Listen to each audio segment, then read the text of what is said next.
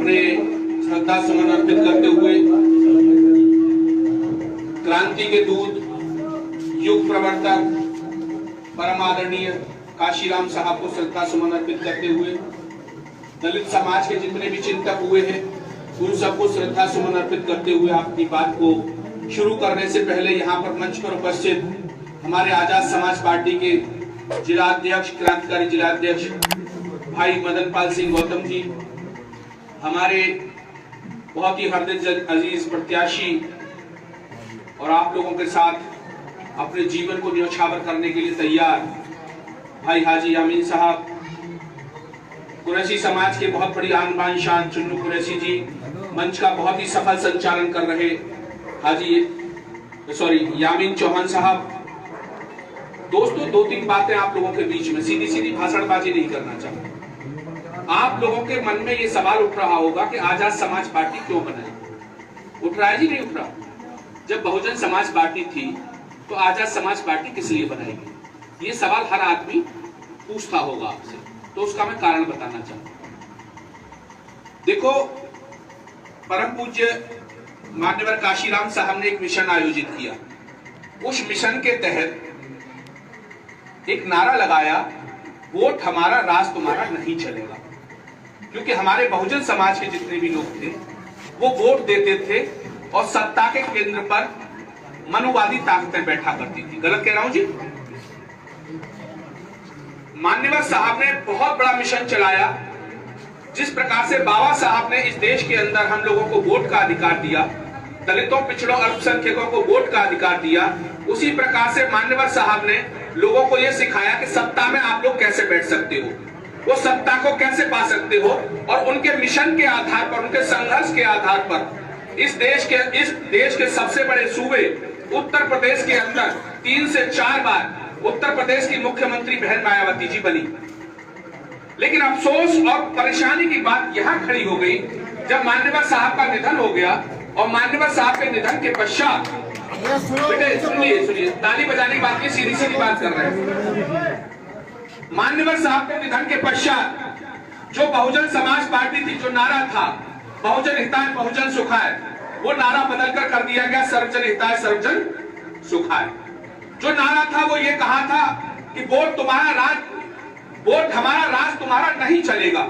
मान्यवर साहब के बाद उस नारे में थोड़ा सा परिवर्तन हो गया और आज अगर आप आंखों से देखो, झूठ नहीं बोल रहा, लोकसभा के अंदर आज आपका नेता कौन है पता है?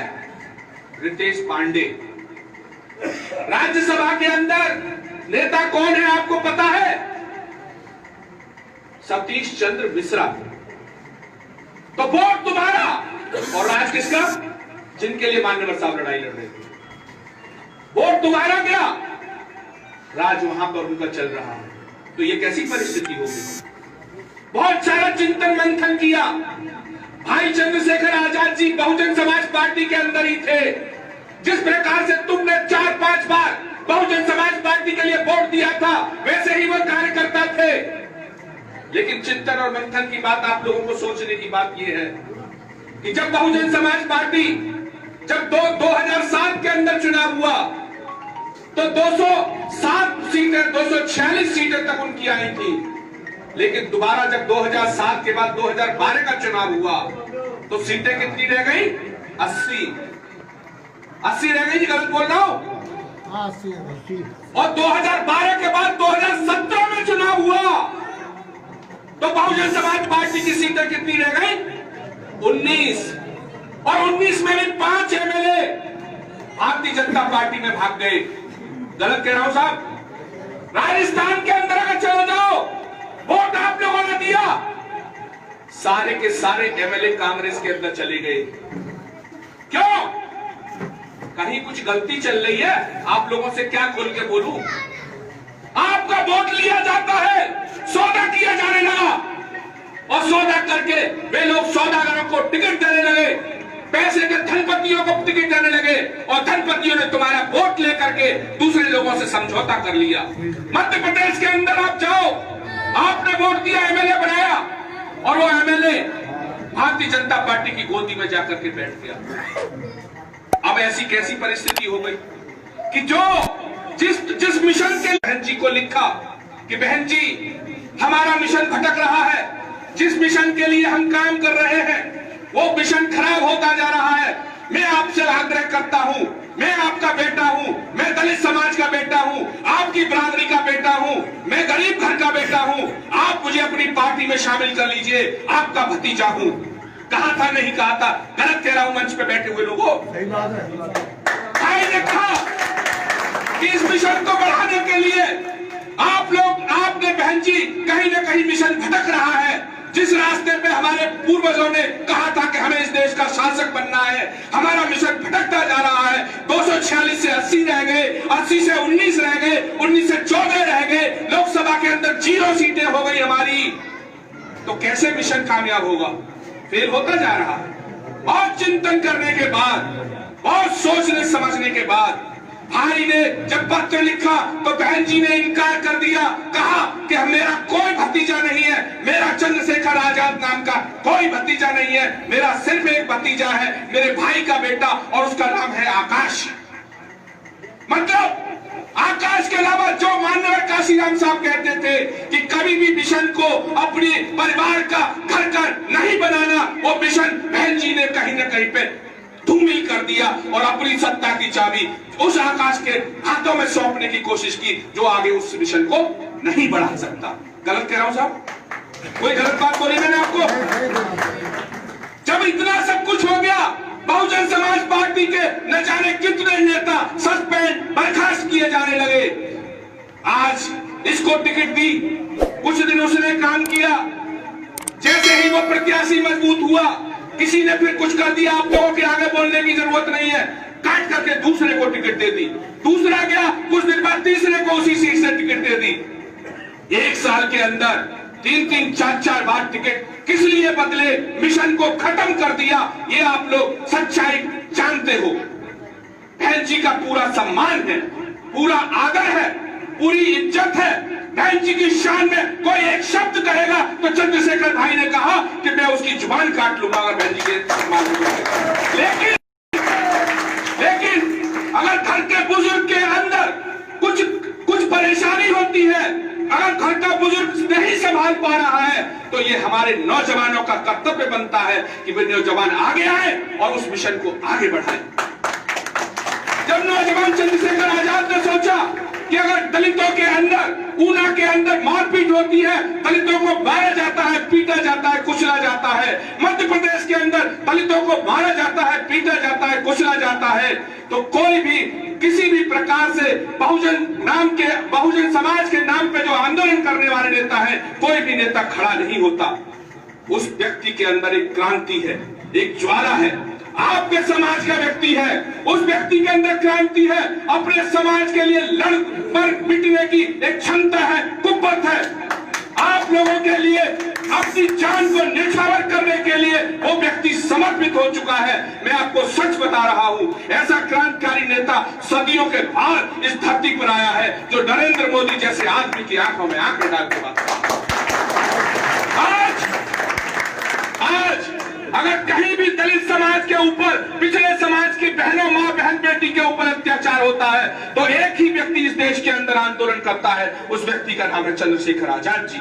एक ही व्यक्ति करता है, चंद्रशेखर आजाद। दूसरा कोई भी व्यक्ति उसके ऊपर आंदोलन करने के लिए खड़ा नहीं होता। इस बात को आप स्वीकार करते हो?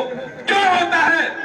क्योंकि कहीं न कहीं पे जो फिरका परस्त ताकतें हैं, जो सांप्रदायिक ताकतें हैं, उन्होंने जितनी भी आवाजें हैं अपने धन के बल पर, अपने सीबीआई के डर से, अपने ईडी के डर से, अपनी पुलिस के डर से सबकी आवाज को बंद कर रखा है। और अगर कोई आवाज उठ रही है तो उस आवाज का नाम है चंद्रशेखर आजाद। अगर उस आदमी के हुक्कारे से अगर कोई डरता है, नरेंद्र मोदी डरता है, तो उसका नाम है चंद्रशेखर आजाद।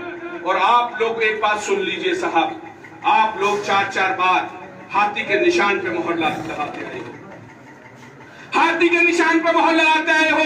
ये 1.5 साल का चुनाव है, किसी का कुछ घट नहीं रहा, किसी का कुछ बढ़ नहीं रहा, किसी का कुछ घट नहीं रहा, किसी का कुछ बढ़ नहीं रहा।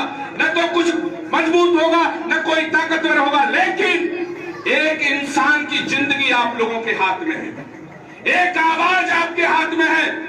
अगर आज आपने को टंकों के निशान पर वोट नहीं दिया और हाजी यामीन को आपने बुलंदशहर में नहीं जिताया, तो एक आवाज हमेशा हमेशा के लिए तुम्हारी कमजोर हो जाएगी और उस आवाज का नाम है चंद्रशेखर आजाद। क्यों? क्योंकि इस प्रदेश के अंदर सिर्फ भाई एक ही सीट से चुनाव लड़ रहा है और उस सीट का नाम है बुलंदशहर की सीट। और 1.5 साल का देखो भाइयों चुनाव है, आप लोगों से हम भीख मांग रहे हैं, बाद में जो होगा देखा जाएगा। अगर आपने हाजी यामीन और चंद्रशेखर आजाद जी के प्रत्याशी हाजी यामीन साहब को आपने अगर वोट दे दिया तो इस देश के अंदर एक भूचाल आ जाएगा। दलितों का, पिछड़ों का, गरीबों का, मजलूमों का नेता चंद्रशेखर आजाद इस देश में स्थापित हो जाएगा। और जिस प्रकार से आरक्षण खत्म किया जा रहा है, जिस प्रकार से मां बहन बेटियों के ऊपर अत्याचार हो रहा है, ये जो शेर है ये उस आदमी की अर्थात नरेंद्र मोदी की आंखों में आंखें डाल के कहेगा कि नरेंद्र मोदी मेरे साथ इस वक्त पूरा का पूरा समाज है, तुम किसी की आंखों में आंखें डाल के कोई आपके साथ बदतमीजी नहीं कर सकता। आपसे यही विनती करने के लिए आए हैं। आप लोग सोच लीजिए, समझ लीजिए, लोग यहाँ आपको आखिरी वक्त पर बहकाने के लिए आएंगे, बरगलाने के लिए आएंगे, बार बार कहेंगे वोट वहां जा रहा है, यहाँ जा रहा है, आप वोट खराब मत करो, ऐसे करो, वैसे करो। लोगों की बातों में बिल्कुल बहकाना मत और सिर्फ ये बोल देना कि इस बार भाई की इज्जत लगी हुई है, भाई की इज्जत लगी हुई है। उस भाई की इज्जत के लिए अगर कोई गली मोहल्ले में, पड़ोस में, अड़ोस में, कहीं भी रिश्तेदार, नातेदार, सबको फोन करिए और बोलिए बुलंदशहर के अंदर कि इस बार भाई की इज्जत को रखना है और भाई को नेता बनाने के लिए अब की बार हम वोट उसी को देंगे। भाई साहब, मैं आपसे वायदा लेना चाहता हूं, आप वोट देंगे या नहीं देंगे? आप लोग हाथ उठा के बोल दीजिए साहब वोट देंगे।